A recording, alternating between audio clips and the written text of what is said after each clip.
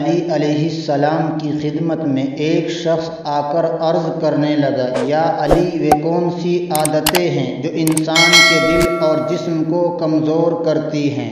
تو امام علی علیہ السلام نے فرمایا کہ 3 عادتیں ایسی ہیں جو انسان کے جسم اور دل کو تیزی سے کمزور بنا دیتی ہیں۔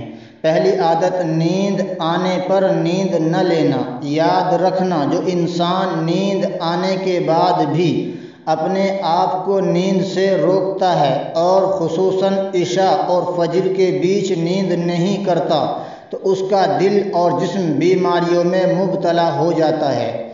دوسری عادت، ایک جگہ پر بیٹھے رہنا۔ جو انسان صبح سے لے کر رات تک اپنے جسم کو تھکاتا نہیں، ایک جگہ پر بیٹھا رہتا ہے تو یوں اس کا دل اور بدن کمزور ہو جاتا ہے اور اچانک ایسے امراض انسان پر حاوی ہو جاتے ہیں جس کا علاج مشکل ٹھہرتا ہے۔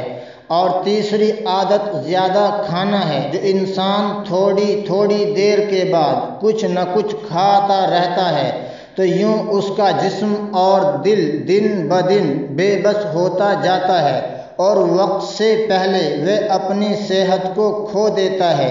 یہ 3 عادتیں وہ ہیں جس سے انسان کی روح اور جسم بیماریوں میں مبتلا ہو جاتے ہیں۔ اگر صحت مند زندگی چاہتے ہو تو ان 3 عادتوں سے اپنے آپ کو بچا کے رکھنا، اللہ تمہیں تمام بیماریوں سے بچا لے گا۔